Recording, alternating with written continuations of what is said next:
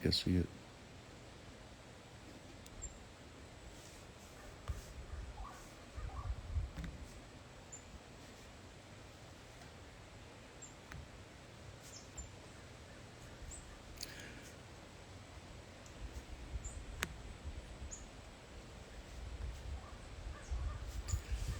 Good morning. I hope I'm live now. Sorry about this. I just drove all the way into town to do this without my phone, so I had to come back to the farm to pick it up. Hope you can see me. Hope you can hear me. Hope you're having a great day. I can tell you it's a great day to be me, despite all this. I want to talk to you about photography this morning. Specifically about my photography, and apparently I'm going to be able to show you some of my images while we talk, and you're going to have to just bear with me while I figure out how to do all this, because although I did rehearse it, it's a challenge. Gosh, quit fooling my hair. Okay. Thank you. Glad you hear me. Glad you see me. Out here in the country, I was concerned that I wouldn't have a good enough signal for you to be able to see what's going on and all that, but good. Glad you guys are hearing me. So what I want to talk about is photography today, the world we live in, and to encourage everybody to enjoy that you live in probably the greatest time there's ever been to practice photography. And that's because now with our phones especially, you have one of the greatest cameras ever made in your hands and in your pocket most all the time. And not only that, but you have a dark room in your pocket. What we used to have to go into a special place when we used to have to go into a special place to process our images, now we can do it waiting on a bus or sitting in the doctor's office in the waiting room or sitting in our car. Well, don't do it waiting for a red light, but you get what I'm saying. The things we used to have to do as a photographer just to find out if a picture would look better if it was a little bit lighter or just a little bit darker, now you can do just by moving your finger back and forth across the screen of your phone or whatever you're using, your iPad, your whatever device you use. The apps that are available to allow us to modify our images, it's just unbelievable. If I, in the traditional darkroom, wanted to see if my picture would look better just a little bit lighter or a little bit darker, let's say, it would take me at least 10 minutes of exposing a piece of paper, running it through the chemistry, flipping the light on to look at it, and then just say, oh, that's too light. So flip the light back off, go set everything up, go through it all again, try another exposure, only to find out, that's too dark. Well, now you can just do that instantly by sliding your finger back and forth across your phone either in the native applications that are available or whatever app you want to use. And I'm going to discuss some different apps that I use so that you'll have an idea. Now, what I'm going to try to do is also show you some pictures that and if Laura, if you're watching, you can give me a clue on what to touch down here to pull up my pictures. Sorry about that, guys. I did practice, but anyway.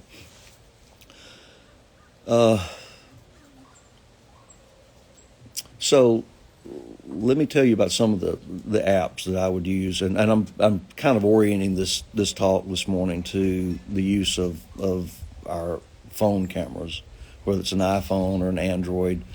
Principles are basically the same. There are lots of apps out there that'll let you modify your images. And let me just say, to me, taking the picture is really the first step in the whole process. There's so much. It should be an icon that looks like a little picture. Thank you. Nope, there ain't one. find that I see a little camera. I see an image looks like a head and shoulders. Excuse me, guys. I see a question mark and I see a paper airplane looking thing. But that's okay. We'll just go with it. That's what we'll have to do. So what I'm saying is, to me, the process of making a photograph, and it was always this way really, even at the traditional wet darkroom, it starts with taking the image. But that's the beginning. The things you can do with an image after you've made it are where it all begins, or where it all ends up.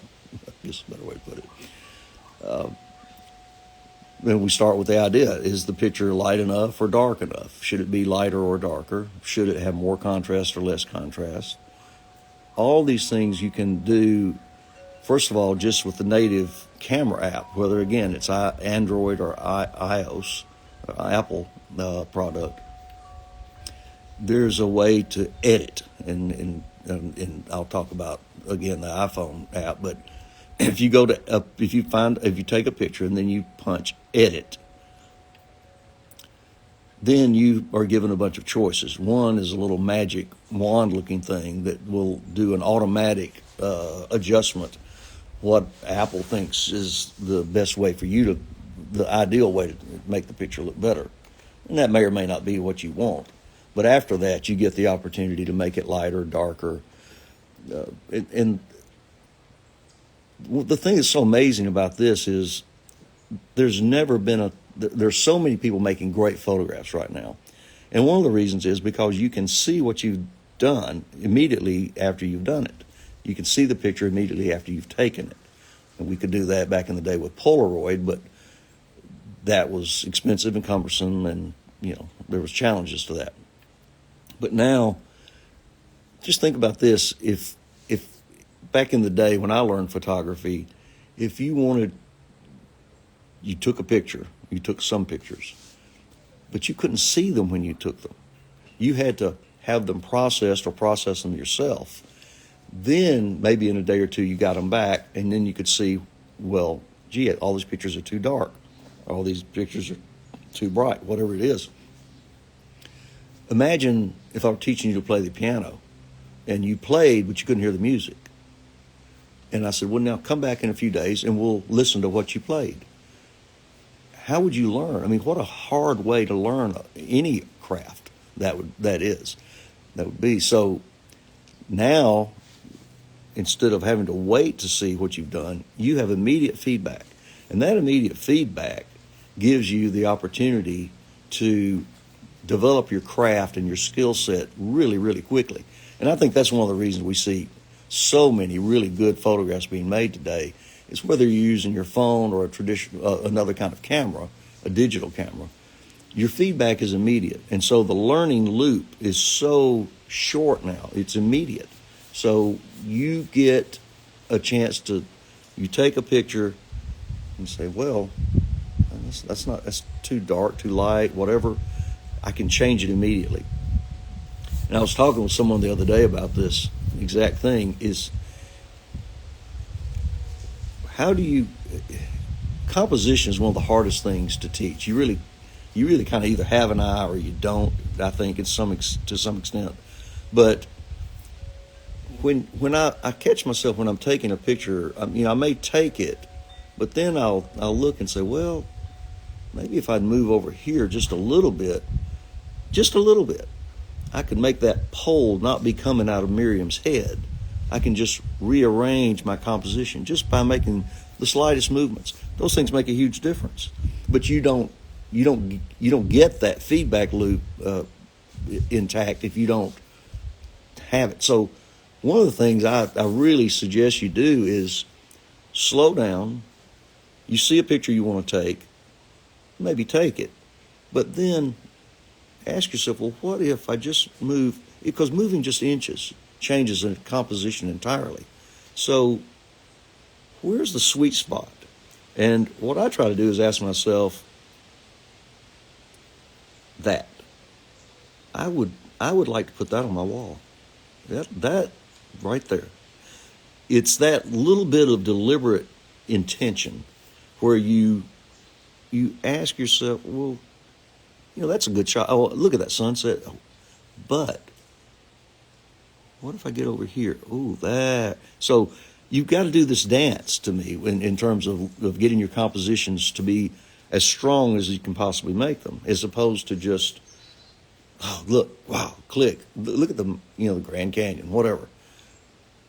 Ask yourself if you can't improve the composition by moving up, down, side to side, whatever it is. Be a little more deliberate about it. Just slowing down and making some choices, making some decisions, especially when it comes to composition. This makes all the difference, and it's just something I find that I do instinctively now. But I've been doing this for a bajillion years. But you just slow down a little bit and move around. Ask yourself how you can make the image the most strong image you can make it. I think Edward Weston said, composition is the strongest way of seeing. And that's it in a nutshell. It's just, what's the strongest way for me to see this picture, this composition? So you've got the opportunity. Look, you're not wasting film anymore. You're not injuring any pixels. Just take the time to experiment. When I'm teaching workshops, a lot of times I have people come up and say, well, what would happen if I do this? And the answer is, try it and see. I mean, you got the opportunity to learn, one, just on your own, just by experimenting. If you don't like the picture, delete it later. But try things. You've got the opportunity to experiment. You're not going to waste film. You're not going to waste any chemistry. You're not damaging the environment by wasting all the water it takes to do traditional wet darkroom processing. So try things, experiment. I take a lot of pictures that are no good to get to the ones that are, and that's just the way art works. I think some people are a lot more intuitive and lucky at it than I am, but just keep working at something. If you think something's got the potential to be a really good photograph, work on it. Ask yourself, what do you need to get closer? Usually you do. That's a kind of a given. And the old adage in photography when I was growing up was, if your photographs are not strong enough, get closer. And that very often is good advice. But sometimes it's get further away. Sometimes it's what to leave out, what to leave in. These issues of composition are just, that's the way they work. But take the opportunity to experiment and learn on your own. The other thing is, we live in a time where educational opportunities, hopefully this is a little bit of one, but there are so many people out there teaching, so many opportunities for you to learn online. If you want to get better at photography or anything, take advantage of the fact that we live in a time where you have access to all the information you could want. And, was it Wednesday night? I spent 2 hours taking an online Zoom class with Dan Burkholder to learn more about Photoshop layers, something I use, but I'm not really that fluent in that particular method or technique or in Photoshop. Dan Burkholder is one of the great teachers alive right now as far as photography goes. And I encourage you, by the way, I'm trying to give you a list of resources that you can use to improve your craft. Dan Burkholder, DanBurkholder, is one of the great teachers. He has books out. He was one of the pioneers of iPhone photography. He was one of the first photographic artists who really took these little cameras seriously and wrote a book about it, and that changed a lot of people, including my perspective on what you could do with these iPhone cameras and other phone cameras. But danburkholder.com will get you a lot of resources. Other resources or places that I look at pretty frequently, there's a website called 500px, which is just a website of photographers around the world posting their work so that we can see it, and you can post your work there also. Luminous-landscape, that's luminous-landscape.com, is a great resource for learning more about photography and the craft. DP Review, letters DP Review.com, is also a site that I look at most every day when I'm having my coffee in the morning, just to see what's going on in the world. It's more about equipment and techniques, but again, a great resource. I mean, again, just if you, I've been doing photography for at least 45 years. I was teaching photography literally when I was 19 years old. I got drafted into the Army, and I went to photography school, and they asked me to stay and teach. So I've been doing this a long, long time, but I still try to take courses or visit websites, and you know, you can learn how to rebuild your car on YouTube now. You can also learn anything you want to know about photographic technique by watching the YouTube channels. So it's just never been a better time to be a photographer. That's just the way it is. And you should take it. If you're interested in photography and getting better at photography, yes, it's great to go to a workshop. I certainly had my life changed when I went up to Maine, to the Maine photographic workshops when I was younger. But especially since COVID, we've learned that there's a lot of benefit to learning online. Again, I mentioned this Dan Burkholder's workshop that I've been taking many courses with him. He's a great teacher. But one of the things that's interesting is the classes can be small and more intimate. You don't have to travel. And most of these courses, as you take them, they're recorded. So you can watch them again and again and again, so that whatever you might have missed, you can just pick right back up on when you're ready to. So reviewing the course makes a big difference, and it's a lot easier than just taking notes, which of course you want to do, but anyway. So take workshops, go to workshops, apprentice. I mean, my method of learning was the old apprenticeship method. I was lucky enough after I went to the Maine workshops to get to help the master Paul Caponegro. Assisted him teaching workshops, and those experiences and travel can be, wonderful and invaluable, but we don't always have time to take off to Ireland or Maine or wherever or Santa Fe, places where these workshops are being taught. But that doesn't mean you can't learn anything you want to know, whether it's how to make just better pictures, how to do more landscapes, still life, portraits, anything you're interested in, you can learn now very easily just by going online and searching for it.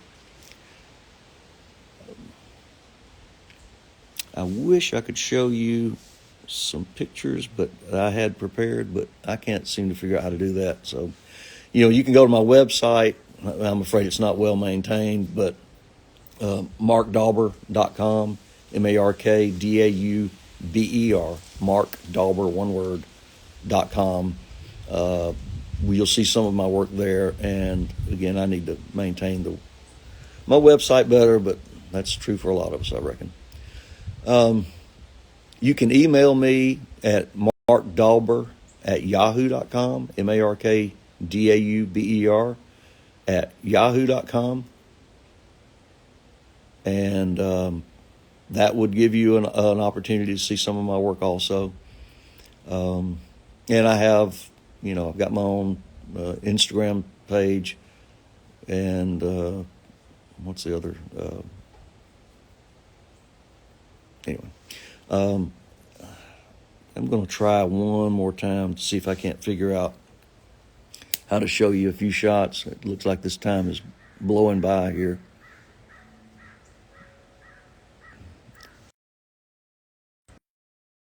So, sorry. Maybe another time. But if you want to get in touch with me about learning more about photography, I do teach workshops here in Montgomery and in other places. Interestingly, more and more of the workshops are involving people not dragging in these big DSLR cameras. 10 years ago, everybody came to workshops with their cameras. Now, most of the people reach in their pocket and they just want to know, how can I take better pictures with my phone? And I'm going to tell you, I get a couple of questions. One is, should I buy a Canon or a Nikon or a Sony or a Fuji or whatever? And the answer is sure, yes, absolutely. All the equipment today is really, really good. It's really good. But somebody asked me this the other day, do I take serious photographs with my camera phone? And the answer is yes. I don't feel at all compromised, I guess, if all I've got with me is my phone. I can do almost anything I really want to do with this equipment now. It's so good. And you think about it, you've got a 12 megapixel camera, at least in the iPhones you do, and 12 megapixels, you can make a decent sized print. I've made 30 by 40 canvas prints just using the images that came out of my iPhone. Now, there are images that are better served with other equipment, of course, but the equipment's not holding you back. I'm just going to tell you that. When I was learning, you always wanted to get a better lens. You always were trying to find the best equipment, and most of the equipment was just okay. But but today, you're not compromising with your phone at all. So don't hesitate. Just what I'm saying is, just use it with a little more deliberation. Be a little more deliberate in your use of the camera. Don't take it so lightly, because you can do great work with it. And now, as I mentioned, it's a 12 megapixel image, which is decent size for sure. But there is software out there now that will take your 12 megapixel image and res it up, they say, or increase the resolution to 48 megapixels and do it without really compromising the image much. And that's only going to get better. That the whatever images you've made today, that if you want to make a really big print, if you can't do it today, you'll be able to do it tomorrow. So again, the equipment's not holding you back.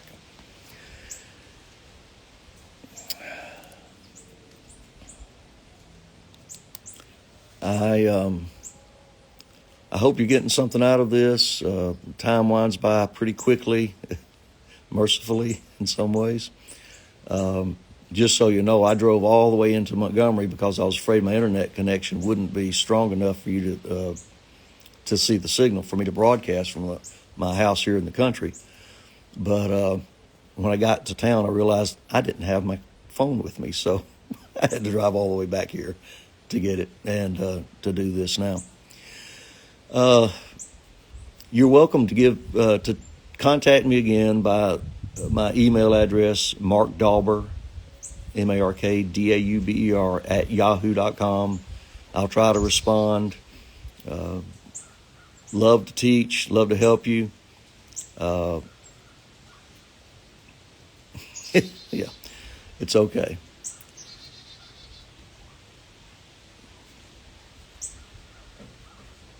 I guess I'll end with a little anecdote from when I was helping Paul Caponegro teach a photo workshop in Maine. I went out, got up at sunrise, of course, went out with my camera. I was using at the time a huge 8x10 view camera, the kind you get under the dark cloth, and the film is literally 8 by 10 inches. And I'd been photographing all morning, and I went back to the coffee shop before we started the class that morning. And Paul was there having coffee and breakfast, and I sat down to join him. And he said, "Well, did you get anything this morning? How did it go?" I said, "Nah, I didn't get much." I said, "The light wasn't good." And Paul looked up at me and said, "The light is always good." So the light is always good. And it is. It may not be good for what you have intended at that time, but the light is good. You just need to figure out how to use it to make your image as strong as you possibly can. So check out some of the websites I mentioned. Take some classes online if you want to learn more about any particular elements of the craft. And enjoy your opportunity to live in a time where the equipment is not holding you back. The equipment is there to serve you, and it can. And I see that it's about time to wrap this up. So I'm going to head on down to Mosley's store, get me some of Choo Choo's barbecue, and watch Alabama play some football today. And then I'll get in the dark room this afternoon. Hope you enjoyed it. Sorry that I weren't able to show you any pictures. A little lack of my skill set here with Instagram, but hopefully you got something out of this. And have a great day. Check you later. And see if I can push the right buttons. See y'all.